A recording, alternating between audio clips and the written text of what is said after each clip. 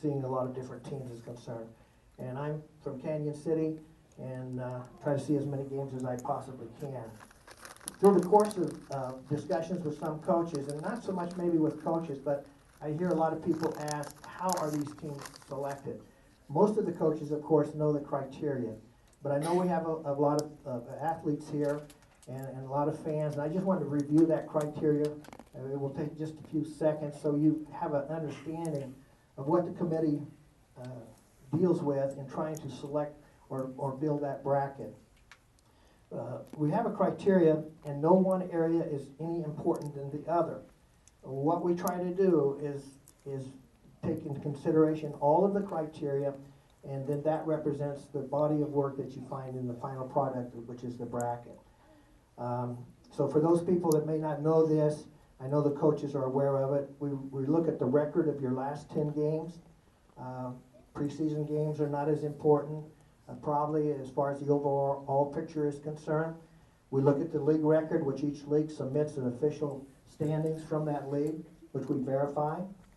We look at the standings within the league as well as the record. We take a look at the overall record, including some of our teams travel out of state and play some out-of-state competition. And we do the best we can to gain information about those teams that they played, which is a little bit difficult, but we do make an attempt to try to understand the level of competition that they play. We look at head-to-head competition. We try to analyze the leagues and the schedules and come up with a ranking of, as far as the strength of the league is concerned and the strength of the overall schedule. And then, probably not the most important, but it certainly is important, is the observations that our committee members make through the course of the year. Our committee observed 368 games during the season. We break that down into each game watched represents an observation. So if a committee member goes to a game and he's watching two 5A teams, then we get 2 observations. If they're playing a team out of state, of course that observation does not count as far as our total is concerned. We stretch clear from Grand Junction, Fort Collins, Colorado Springs as far as south is concerned, and of course most of our 5A schools are located here in the Denver metropolitan area. I just want to assure you that the people on our committee, and I think this is the 8th year of this process, are very passionate about what they do. They spend a lot of time, they invest a lot of effort, a lot of their own money and gas, etc., traveling around to fulfill the direction that is given us by you, who are part of CHSAA. So I know not everybody will be happy, but hopefully you'll be able to understand how we came to our decision. Thank you. Thank you, Hal. I'd like to introduce Lisa Cunningham-Austin, my assistant, who was invaluable with what we try to accomplish in all classifications, and also to acknowledge Commissioner Paul Angelico, who's in the back, who came out to watch the proceeds. Would you give a hand to all of the committee members and committee chairs, because they've been out supporting you.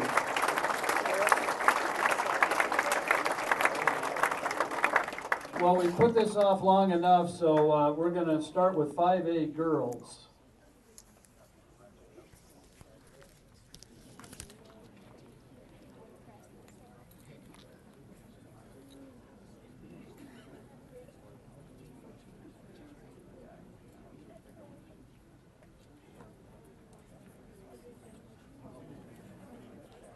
Well, here's our first classification. Everybody ready?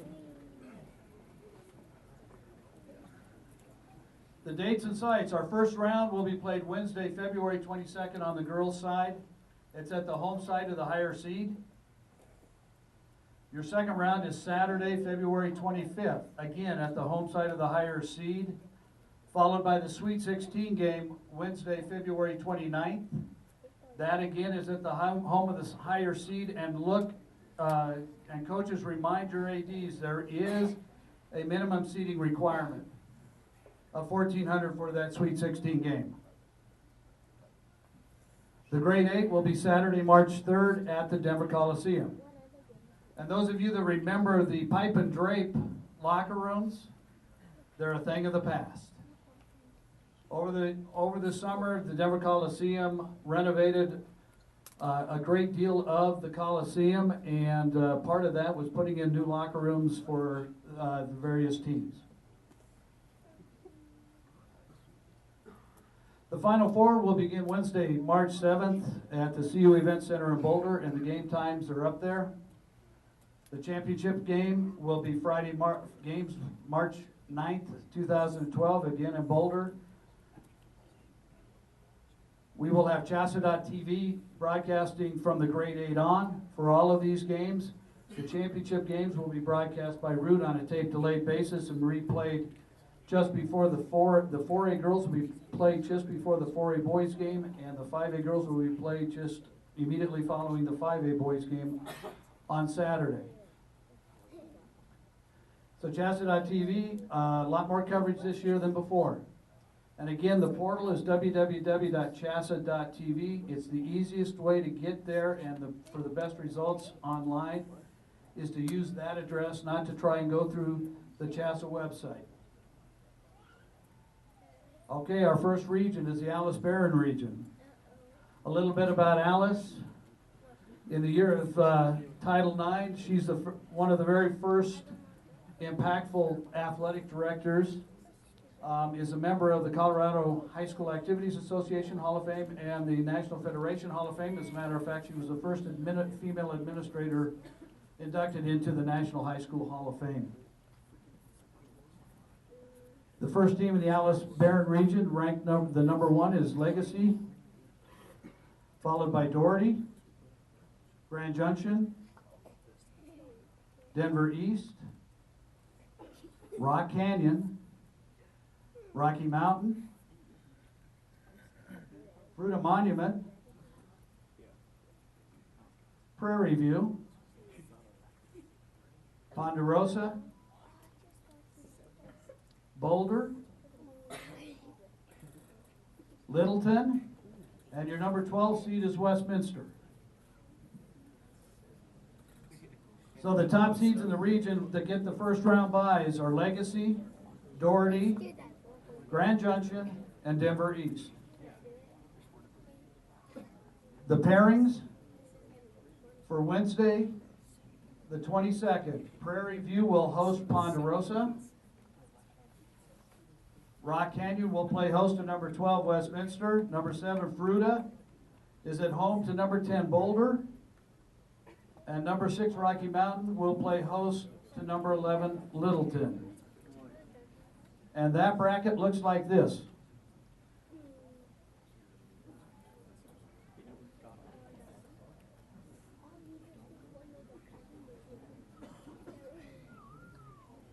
In the Sharon Welch region, a little bit about Sharon Welch. Sharon was the first female administrator hired at the Colorado High School Activities Association, and like Alice Barron before her, she's a member of the CHSAA Hall of Fame, but she's also a member of the National Federation Hall of Fame.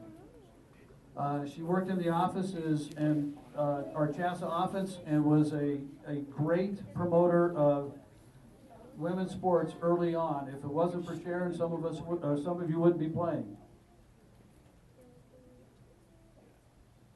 Highlands Ranch is the number 1 seed there. The number 2 seed is Heritage. The number 3 is Grandview. Number 4 seed Rangeview. Number 5 Fossil Ridge. Number 6 Lakewood.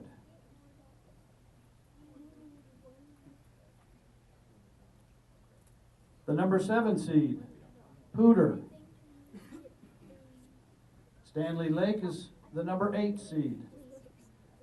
Coming in at number 9 is Cherokee Trail. Number 10 is Rampart. Number 11 is George Washington. And number 12, Pomona. The top seeds, Highlands Ranch, Heritage, Grandview, and Rangeview. They receive byes that on Wednesday, February 22nd. The first round pairings, number 8, Stanley Lake will play host to Cherokee Trail. Number 5, Fossil Ridge plays host to Pomona. Number 7, Poudre plays host to number 10, Rampart. And number 6, Lakewood will play host to George Washington. And here's what that region looks like on the brackets.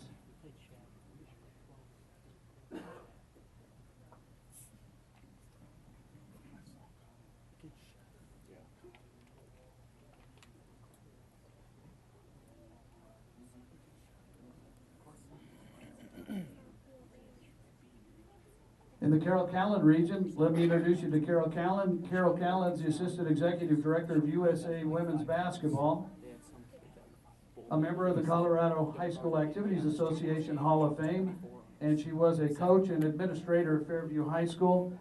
Many of you have seen her at your games. Many of you have heard her as a color commentator on the CU women's basketball events on radio. The first seed there is Regis Jesuit, followed by number 2, Palmer. Number 3 is Horizon. Number 4, Fort Collins.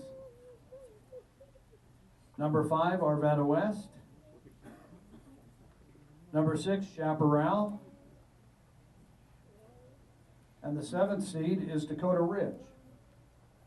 The number 8 seed is Loveland. Number 9, Chatfield. Number 10, Legend. Number 11, Smoky Hill.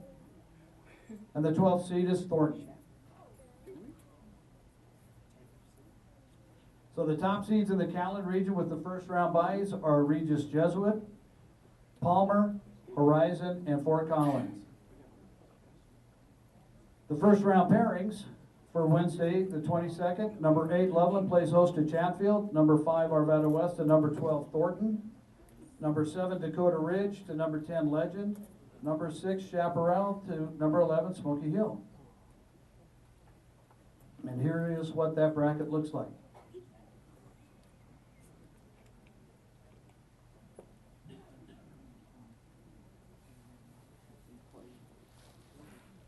When we finish up here with the 5A girls, we do have some hard copies of the brackets for you to take with you. The Keg Arms region. Keg Arms, not an administrator, not a coach, but an official. One of the first female officials ever inducted into the National High School Hall of Fame.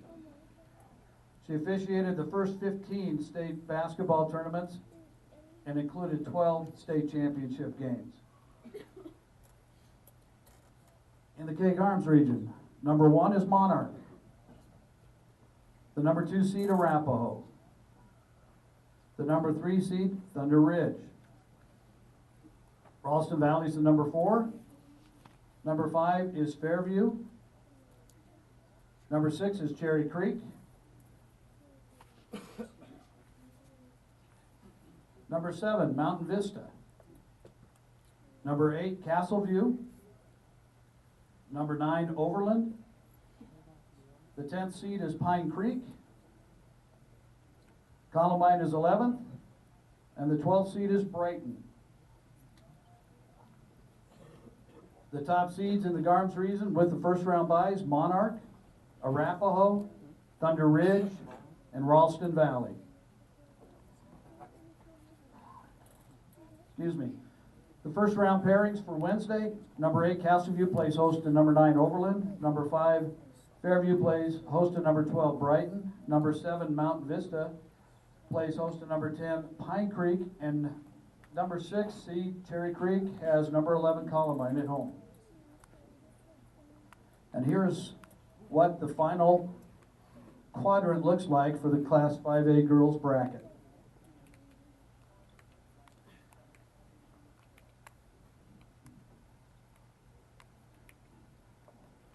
This year's goal is always the gold ball. It begins now. Good luck, 5A girls.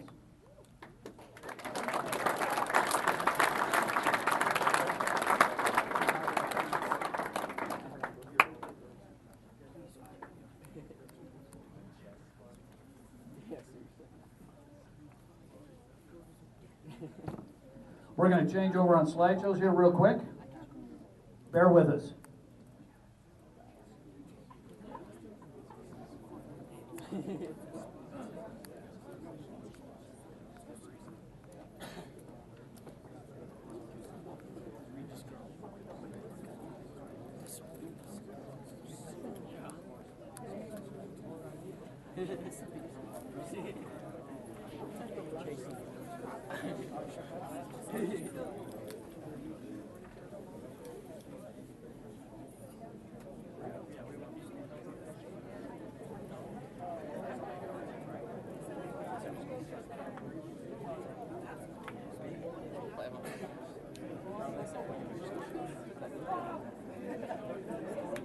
As the 5A girls make their way to get the copy of their brackets, we'll start with the class, or we'll continue on with the selection show and the 4A boys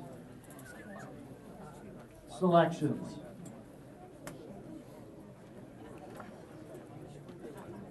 Again, folks, the dates and times.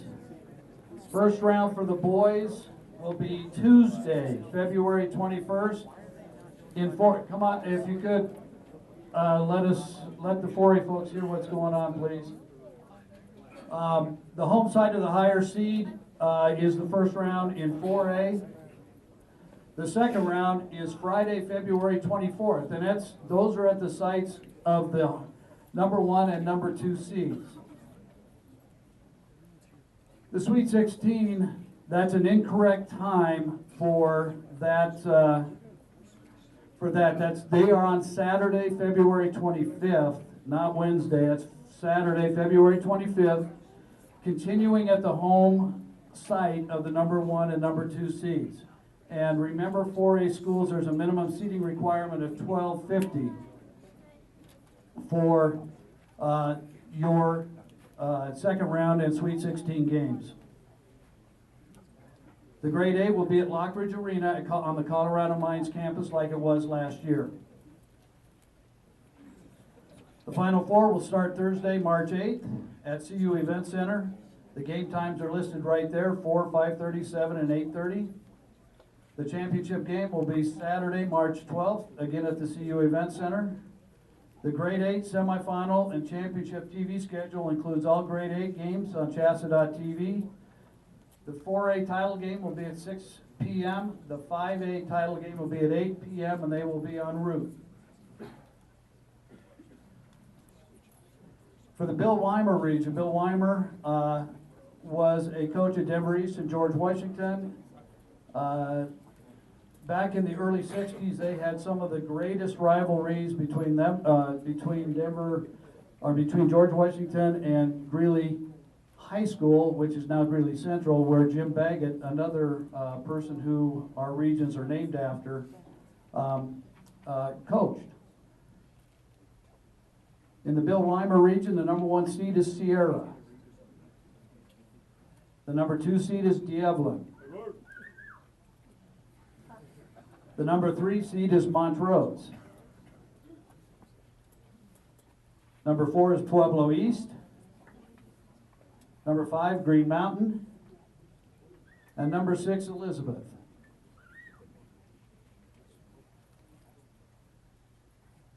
The number 7 seed is Niwot. 8 is Durango. 9 is Pueblo South. 10 is Vista Ridge. 11 is Skyline. And 12 is Glenwood Springs. First round buys will go to Sierra, Diablo, Montrose, and Pueblo East on Tuesday. The games on Tuesday will be number 8, Durango playing host to Pueblo South. Number 5, Green Mountain playing host to number 12, Glenwood Springs. Number 7, Niwot playing host to number 10, Vista Ridge. And number 6, Elizabeth playing host to Skyline. And the Weimer region bracket looks like this.